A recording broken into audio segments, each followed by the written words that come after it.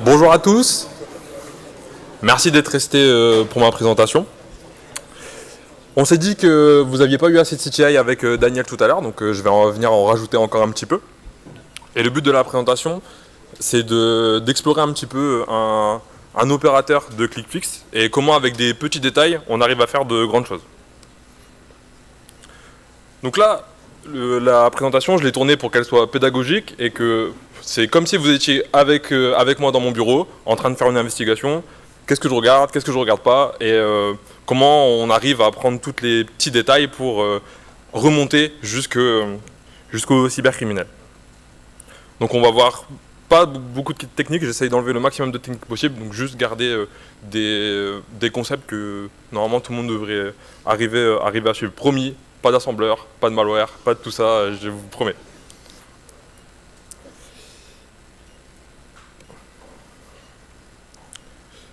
Je me présente quand même un petit peu, je m'appelle Axel, je suis analyste CTI depuis quelques années maintenant. J'adore faire des investigations comme ce que je vais vous présenter là tout de suite. Et j'écris dans mon blog, plausabledeniability.co, si jamais ça vous intéresse. J'essaye de publier au moins une fois par mois, parfois un petit peu plus. Et ce que je vous présente là, ça a déjà été écrit dans mon blog il y a quelques temps. Et vous pouvez aussi m'ajouter sur LinkedIn, parce que maintenant je suis corporate. Donc déjà, je vais faire une petite parenthèse sur ce que c'est ClickFix. Je pense que maintenant, il y a pas mal de gens qui connaissent ce que c'est. Vous avez peut-être déjà vu ce genre de truc qui est un peu flou, je ne sais pas pourquoi. Mais c'est ce genre d'attaque où tu arrives sur la page et on va te demander de faire un... Il y a quelque chose qui ne marche pas. Est-ce que, s'il te plaît, tu peux copier ma ligne de commande en PowerShell qui a l'air pas du tout d'être un problème et de la run directement dans ton invite PowerShell. Voilà, c'est une technique qui a bien marché. Il y a plusieurs sous-techniques, je ne veux pas rentrer dedans, c'est juste que vous ayez en tête. En gros, ça ressemble à ça. Et donc, le truc de ce genre de technique, c'est que il n'y a pas vraiment... Il y a surtout une exploitation de vous.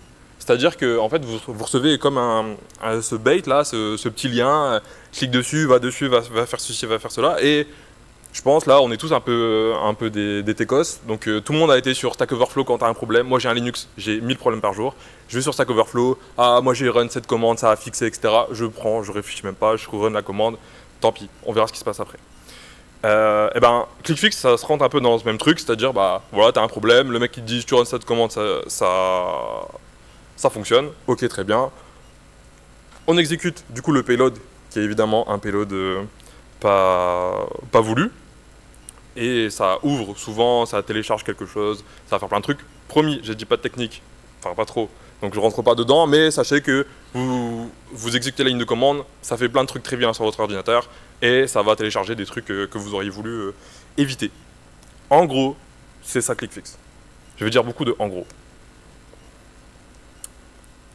Et pourquoi ça marche en fait ClickFix? Parce que je vous dis, c'est qu'en fait vous pensez tout le temps que vous êtes en contrôle parce que vous avez l'habitude d'être sur votre ordinateur et de vous dire que bah c'est bon, je gère, je suis un expert cybersécurité, donc je comprends tout ce qui se passe. Ça s'applique aussi pour votre mère, votre soeur, tout le monde, hein, mais à chaque fois je pense que je suis en contrôle. C'est moi qui fais. Là où d'habitude c'est quand on est une victime, plutôt on subit l'attaque parce que bah, comme présenté Daniel tout à l'heure, bah, c'est un 0D sur votre navigateur. Bon là vous pouvez pas faire grand chose. Là c'est vraiment je copie-colle et c'est moi qui fais tout, donc je pense que je contrôle. Et on a beaucoup l'habitude de le faire par notre expérience. Et surtout, on fait confiance un peu à toutes ces plateformes d'autorité. Là, je vous ai montré un truc Microsoft. Bah, on fait confiance à ce que Microsoft nous dit, à ce que fait ceci, fait cela. C'est vraiment les 3 leviers psychologiques qui font que cette technique, qui est toute bête en réalité, elle fonctionne. Et cette technique, elle fonctionne depuis mars 2024. C'est la première fois où on l'a un petit peu vu commencer à être utilisé. C'était la toute première fois. Ensuite, quelques mois plus tard, ça a commencé à être adopté par des groupes étatiques qui sont amusés à se dire bah ça a l'air de marcher, donc et si j'utilisais pour faire mes campagnes à moi. Vers fin 2024, on s'est dit bah c'est un super concept, on n'a qu'à essayer de faire d'autres variantes avec des téléchargements de fichiers, il y a plein de variantes. On verra, on n'a pas besoin d'en savoir plus. Et surtout, il y a des mecs qui se sont dit, bah, et si on essayait de se faire de la thune là-dessus, en essayant de vendre des templates peut-être à vous, pentesters, ou alors à d'autres méchants dont on reparlera un peu plus tard. Donc il y a vraiment une commercialisation, et maintenant il y a une explosion des infections, enfin des attaques click-fix, parce que il y a des kits qui sont disponibles un peu partout. C'est pas non plus, on verra un peu après, mais le HTML, le JS, etc. C'est niveau première année d'école d'info. Même si il y a des groupes qui font des trucs vraiment très très bien faits, avec un haut niveau technique, etc. Dans la partie cybercrime, c'est souvent des kits un peu mal faits et très simples à lire. Et ça a commencé forcément, comme ça a dit cybercriminel, tout ça. C'est passé de... On utilise ça pour faire un peu d'initial access, donc vraiment d'accès initial aux machines, et aussi pour essayer de récupérer un peu des identifiants avec des stealers. Et forcément, ça ouvre la porte aussi au ransomware. Et voilà. Donc là, sur un petit peu plus d'1 an, on voit que ça s'est vraiment... l'activité, elle s'est vraiment radicalisée, si je puis dire. Et ça continue encore aujourd'hui, je ne l'ai pas remis maintenant, mais voilà, genre ClickFix, ça continue. Donc c'est pour ça que c'est intéressant de traiter ClickFix, parce que c'est un problème qui, pour l'instant, n'a toujours pas de solution. C'était aussi très lié. Enfin, j'étais un peu en avance de mon slide d'après. Et du coup, c'est associé à plein d'acteurs que vous connaissez, donc Killing qui font des ransomware. Ça a été extrêmement abusé par Luma, qui était le grand stealer. Maintenant, c'est un petit peu moins le cas parce qu'ils se sont fait avoir par les services fédéraux, tout ça. Mais c'était un gros acteur au niveau de Luma Stealer. Et comme je vous disais, c'est aussi utilisé par toute la partie APT, donc Lazarus, APT lié à la Corée du Nord, APT28 à la Russie, donc il y a un petit peu tout le monde. Et surtout, il y en a plein d'autres aussi, hein, je ne vous ai pas listé, j'ai juste fait quelques petits liens. Mais il y a plein de monde, et j'ai déjà parlé avec des gens à la stack qui utilisent aussi ClickFix pour des fins de phishing et a priori légales, mais c'est aussi utilisé par plein de monde. Donc c'est vraiment pour dire, voilà, tout le monde est dans la combine. Moi, je fais beaucoup de recherches indépendantes, ça veut dire je scrolle et j'essaye de trouver des idées de trucs à faire. Et ce que j'ai trouvé il y a pas si longtemps que ça, c'est un post sur LinkedIn d'un mec qui explique que sa femme, qui gère une société de planification de mariage, elle a eu une attaque de ce type ClickFix. Moi, ce que je trouvais assez intéressant, c'est que Wedding Planner, je me disais pas que ça pouvait être une cible vraiment pour les cybercriminels. Et m'étant marié récemment, je me suis dit que c'était mon moyen de me venger un peu aussi. Et ce que je trouvais aussi super intéressant, c'était qu'il y a une partie, c'est pas juste j'envoie un mail de phishing et on voit ce qui se passe. Comme vous pouvez le voir, je sais pas si je peux mettre une souris, mais il y a vraiment eu du back and forth, ça veut dire ils sont répondus, ouais, il y a combien de personnes qui viennent, il y a autant, c'est ici, c'est ceci, cela. Il y a eu vraiment un engagement de la part de l'attaquant pour arriver à cliquer sur le lien. Donc à la fin, c'est un lien micro. Viens, on se fait un call Teams, ce sera plus simple. Et dans le call Teams, ça redirige sur le lien que je vous ai mis en bas, USSH Live, machin. Voilà, donc c'est vraiment juste un post LinkedIn, voilà ce qui arrive à ma femme, patati patata, ça s'arrête là. Moi j'adore ça, parce que je trouve que c'est pas des choses dont on va en entendre parler dans les grandes publications, voilà, c'est juste la vie au quotidien, et ça montre aussi une autre face du cybercrime, c'est-à-dire le petit business de ta cousine qui peut aussi être confronté à ça. Donc, je me dis, tu sais quoi, on va regarder. Donc je regarde, je fais un peu les grands classiques pour un domaine, parce que du coup je vais regarder d'abord ce que c'est USSH Live. Je regarde les WIS, bon, il n'y a rien du tout, c'est Redacted for Privacy, ça veut dire que la personne qui a acheté le domaine, elle n'a pas fait l'erreur, on va dire, de montrer qui c'était, donc je peux rien en faire. Sur la page, c'est une security verification, et donc j'ai pas tout de suite sur URL Scan, qui est un système de scan d'URL où on peut récupérer toutes les URL qui sont passées dessus, j'ai que ça, donc j'ai pas vraiment la page HTML qu'il y avait derrière, donc je peux pas vraiment être sûr de ce qui se passe derrière, et au moment où j'ai regardé, le site il était down, donc je peux pas faire d'autres pivots, essayer de voir d'autres pages qui ressemblent, et en plus de ça, c'est hosted sur Cloudflare, donc là sur les serveurs le 196 et le 152, il y a peut-être 150 milliards d'IP, enfin de domaines, donc je peux pas, j'ai rien à regarder. Donc, en gros, c'est la fin de mon talk. Évidemment, merci.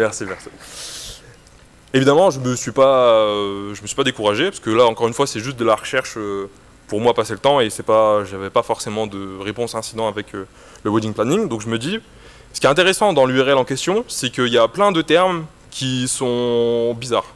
Ceux qui m'interpellent le plus, c'est Connect, Teams et Windows. Voilà. Donc je cherche un peu sur URLscan. Encore une fois, URLscan, c'est vite fait introduction, c'est un système. Tu lui donnes une URL, lui il va aller dessus, il va scanner, il va récupérer le DOM, le HTML, le JS, tout ça, et il la met dans sa base de données. Et ensuite, bah, toi tu as juste à venir et à chercher est-ce que mon domaine il est apparu sur. Est-ce que le domaine que je recherche il est apparu dessus, et tu récupères tous les scans qui ont été faits du domaine sur l'ensemble de la base de données de URLscan. Ça te permet de voir est-ce qu'il y a tels artefacts, telles images, tels liens, voilà, il y a plein de trucs qui ont été utilisés dans d'autres domaines et qui peuvent te permettre de lier des indicateurs entre eux. Je vais beaucoup utiliser URLscan pendant la présentation et Validin, parce que ce que j'ai oublié de dire, c'est que des outils open source, que des outils libres. Donc vous allez juste devoir WooZixi pour les Wiz, Validin pour tout ce qui est un petit peu plus sur les domaines, URLscan et Google. Voilà, tout est free, vous pouvez tout refaire, tout est refaisable à la maison si vous voulez. Bref, je reviens à mon sujet. Donc je fais un peu mes recherches et je cherche des domaines ou des URL qui contiennent Connect et Teams.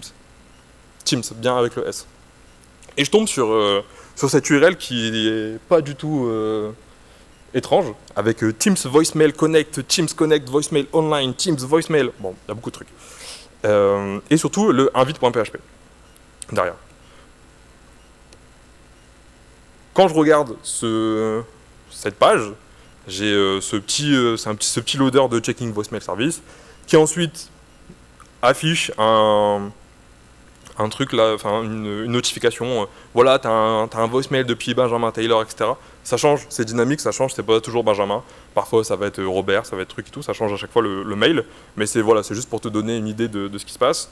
Et quand tu télécharges sur Download Voicemail, surprise, c'est pas du tout un voicemail que tu télécharges, c'est un RMM, donc c'est un outil de Remote Monitoring Management. Donc c'est pas vraiment un malware entre guillemets, ça a tout pareil qu'un malware, mais on va pas l'appeler comme ça, et qui est que tu mets sur ton poste, et sur ton poste, bah, ça fait les mêmes actions qu'un malware. Ça peut télécharger, regarder ce que tu fais, voilà, ça a un peu la totale. À l'exception que c'est une solution légitime, entre guillemets encore, ça dépend pourquoi elle est là, et c'est pas un malware à proprement parler. Et donc tout le monde peut y avoir accès. Voilà. Ça diffère un petit peu de ce que je vous ai montré tout à l'heure avec les lignes de commande. Comme je vous ai dit, ClickFix, il y a plein un peu de variantes, et maintenant c'est un peu un globibulga de quand tu cliques sur t'as des instructions et tu les suis et tu télécharges. Voilà, c'est un petit peu la vulgarisation que je vous propose aujourd'hui. Voilà, bon, je vois tout ça, je me dis, ouais, ok, c'est bien. Il n'y avait pas vraiment moyen d'en faire autre chose de ça. Mais c'est mon premier indice dans mon enquête. Ben, je vous ai dit tout à l'heure, moi je vois le invite.php et je me pose une question simple. Il y a combien d'URL sur URLscan qui ont le fichier invite.php? Tout simple. Là, vous pouvez le voir, il y en a 3230 sur toute la base URLscan. Et en vrai, c'est pas tant que ça. Sachant que dans ces URL-là, il y a des duplicates. Donc ça veut dire que si une URL elle est scannée 4 fois, elle apparaît 4 fois dans la recherche. Donc si tu prends par host, ça fait pas tant que ça. Et surtout, vous pouvez constater également que les URL, elles n'ont pas que invite.php. Elles ont aussi le Windows qu'on a avant. Et parfois, il y a un petit zoom qui se met dedans. Et là, sur le dernier, à Quest Labs, vous avez aussi le téléchargement de Screen Connect, voilà, qui est le RMM en question dont je vous ai parlé tout à l'heure. Donc ça, c'est un peu un nouvel indice où je me dis, il y a peut-être qu'il se passe quelque chose avec ce invite.php. Et est-ce que ça ne serait pas lié à un des kits qui a été commercialisé du courant 2024-2025, dont je vous ai parlé précédemment. Rapidement, ce qui se passe quand tu vas sur les invites, tu es redirigé sur soit Google Meet, soit Zoom en fonction de la chaîne d'infection en question, et tu cliques sur Install, il y a ton truc qui marche pas, s'il te plaît, télécharge la nouvelle version de Zoom ou de Google Meet, tu télécharges, ça a un RMM. Vous avez compris, voilà. On avance là-dessus, mais voilà, c'est en fonction de ça, et c'est sur une page Microsoft Store.php. Pareil, qui n'est pas si commune que ça. Mais c'est le schéma qui est utilisé par cette attaque de ClickFix. Tu reçois un lien pour aller sur un Zoom, tu arrives sur le Zoom, ton truc il n'est pas à jour, tu télécharges. Tu télécharges, tu te fais avoir. Voilà.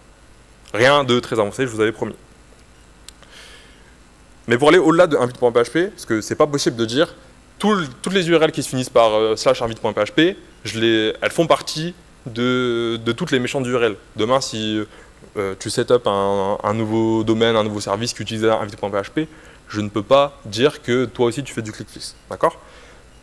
Mais sur URLscan, c'est possible de partir d'un hash, bon, je ne vous fais pas description de ce que c'est un hash, mais de la page HTML. Parce qu'en fait, c'est toujours les mêmes pages HTML. Donc quand je prends mon hash, je suis sûr qu'on parle bien de la même page ClickFix dont je parle depuis le début.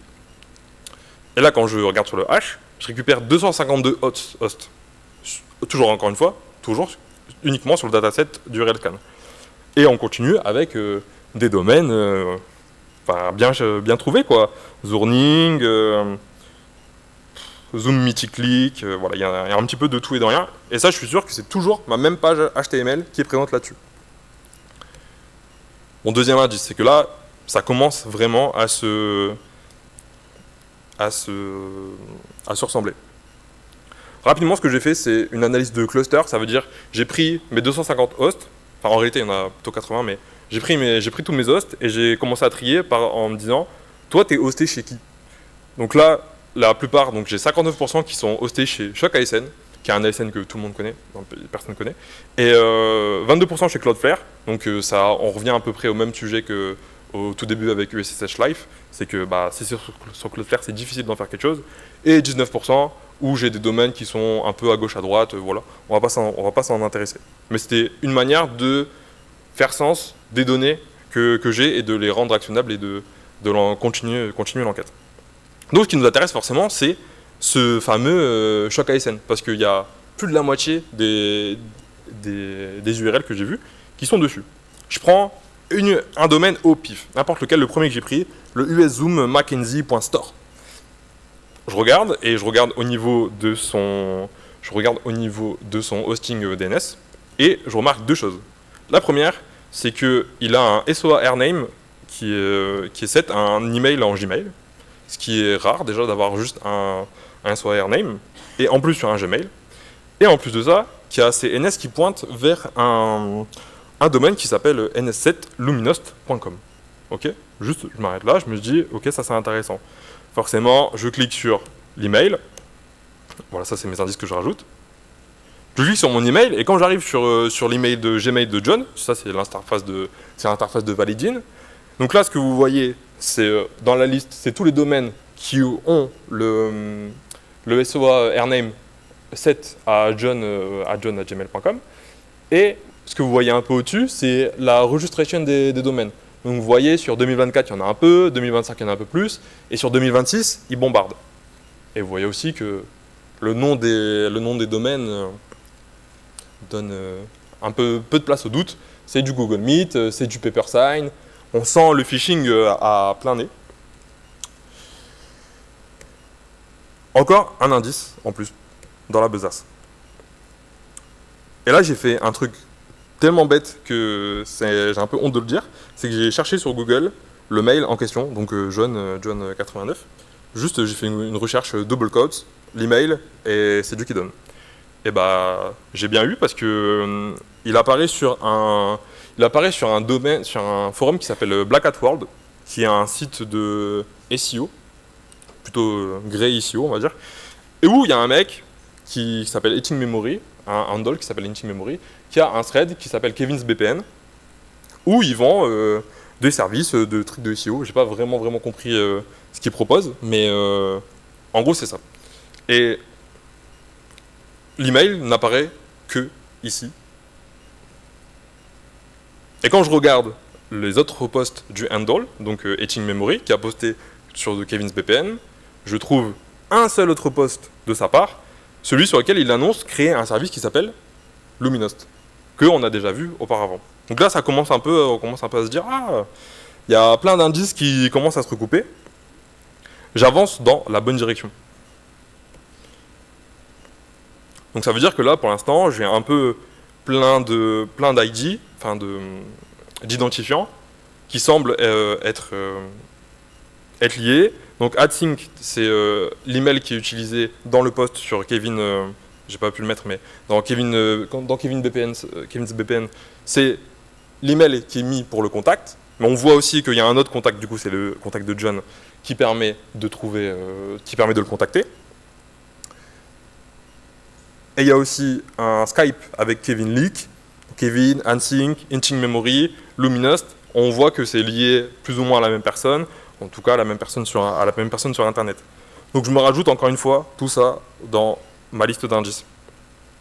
Et c'est marrant parce que quand je vais regarder sur les WHOIS de Luminost, donc pour luminost.com, là, les NX, le WHOIS, il n'est pas du tout offusqué. Et je vois que c'est un certain Shunkint NG qui aurait enregistré le nom de domaine.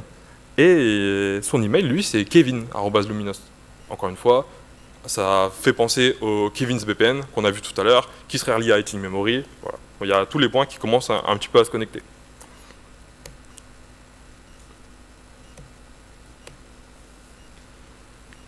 Et là, en fait, grâce à Epios aussi, c'est ça qui est sympa, c'est que si je mets l'email, le Gmail sur Epios, et je récupère son compte Google Review, et ça me permet d'avoir accès, déjà, à le nom qui est utilisé pour le compte Google associé à John, c'est le même nom que le Kevin qui a enregistré luminost.com, et aussi d'avoir une petite idée d'où est-ce qu'il habite et ce qu'il fait, parce que dans ses reviews, je sais pas si on voit là. Par exemple, je sais qu'à Kuala Lumpur, il n'y a pas longtemps, il y a eu au moment où j'ai pris screen, il y a 4 heures, il y avait eu un petit problème de frigo. Donc pareil, là, ça me permet aussi de vraiment pouvoir raccrocher toutes les identités entre elles et de pouvoir, avec une confiance élevée, pouvoir dire que John, en réalité, c'est un alias, c'est une adresse mail utilisée par Chumkit, qui lui opère Luminost, tout ça.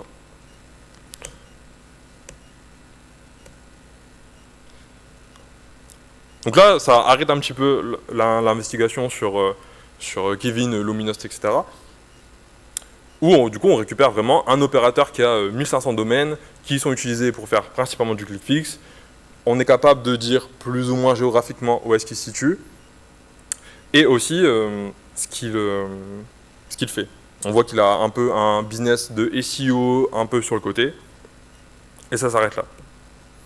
Mais je me suis dit que pour la stack, mon article sur mon blog il s'arrête là, mais je me suis dit que pour la stack j'allais quand même faire un petit peu plus. Et j'ai regardé un petit peu plus les domaines qui sont présents sur l'infrastructure Luminost. Et je suis tombé sur un Hotmail account XYZ qui ressemble à ça, qui est un dashboard qui propose d'acheter des comptes Hotmail. On peut contacter sur Telegram un certain Will Ranker si on a envie de, je ne sais pas, mais en tout cas on peut contacter là-dessus. Maintenant vous connaissez un peu la musique, c'est un nouvel indice qu'on a sur Real Ranker, et si on allait regarder un peu ce qui se passe sur le meilleur outil qu'on ait encore à disposition, Google. Et en faisant une recherche sur, encore une fois, juste @RealRanker, j'ai 2 résultats, et l'un de ces résultats c'est le site 99captcha.site, qui ressemble à ça, un site de Captcha Solver, qui mentionne encore une fois le Telegram de RealRanker si jamais vous voulez le contacter. Et puis, c'est marrant parce qu'en faisant la recherche pour un. Donc, ça, ce site il est aussi hosté chez Luminost. Et en faisant la recherche sur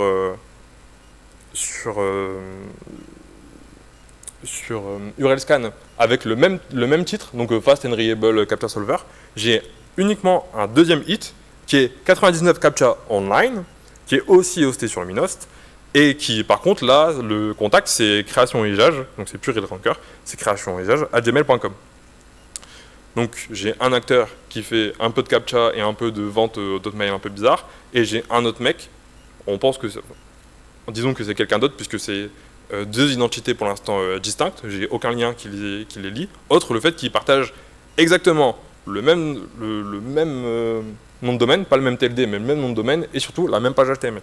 Et c'est les deux seuls qui existent, encore aujourd'hui, sur EuroScan, à avoir la même page. Et, encore une fois, quand je regarde sur Google, ce que je trouve, c'est création usage qui est mentionné, qui a un compte sur Black Hat World, où il vend des identifiants, où il y a aussi son Skype, plein d'informations à gauche à droite. Et il y a aussi le compte Best Quality Axe, pour vous donner un peu une idée. Il a aussi son entreprise qu'il utilise un peu comme du front, Ezaz Automation, et aussi un site Lucron. Ça, c'est vraiment juste Google, hein, c'est les 3 premiers résultats de Google, j'ai rien fait plus que ça.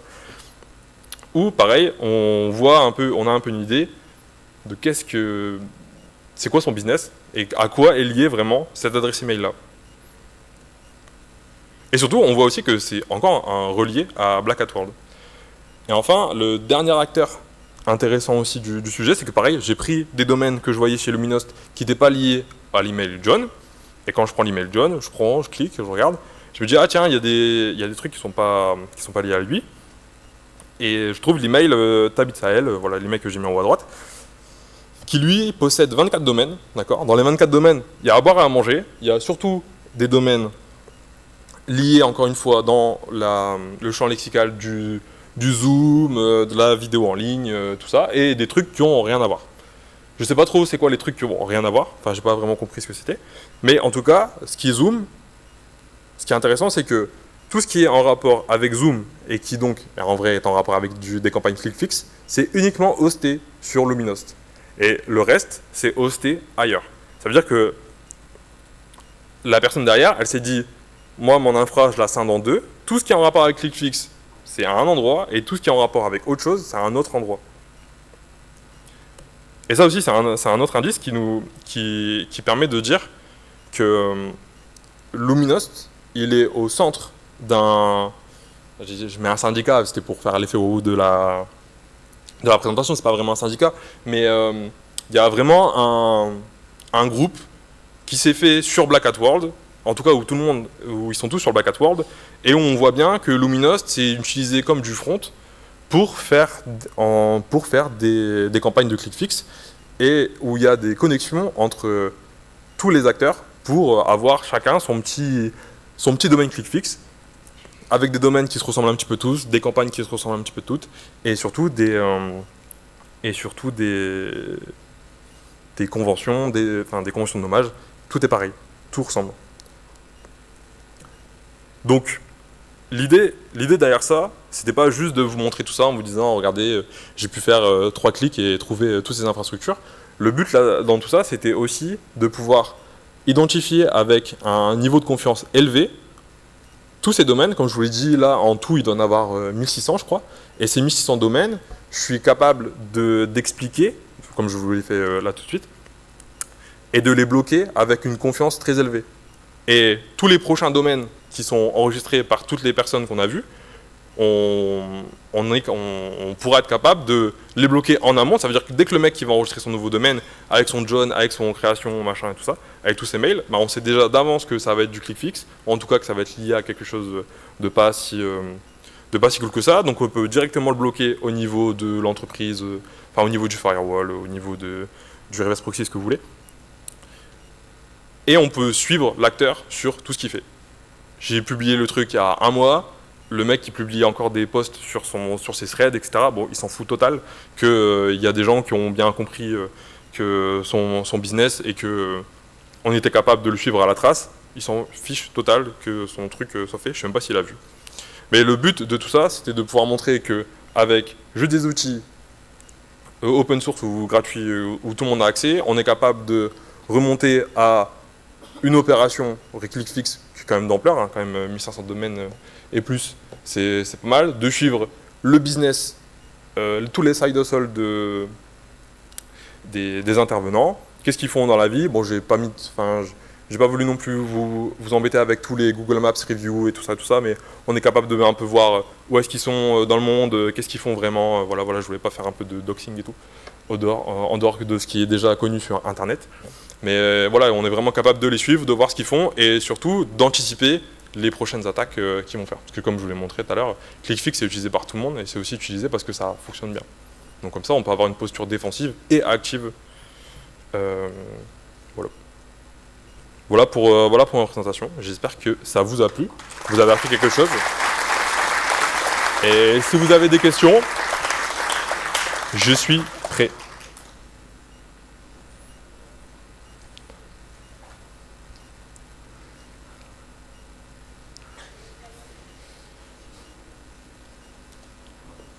Ah, c'est un mot de...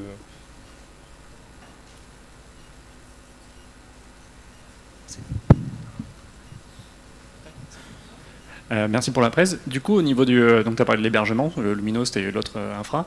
Au niveau des domaines, là, sur le screen, on voyait que c'était chez le même registrar. Est-ce que les 1500 que tu as identifiés sont aussi tous chez le même registrar ou le mec varie un peu et, Non, c'est tout pareil en fait. Je sais pas à quel point c'est automatisé de son côté, mais je suis presque sûr, faudrait que je regarde mon blog post, mais il me semble que c'est tout chez le même registrar.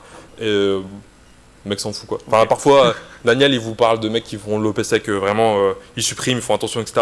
Moi je fais que dans les mecs qui font pas attention. Et c'est plus simple pour faire des présentations.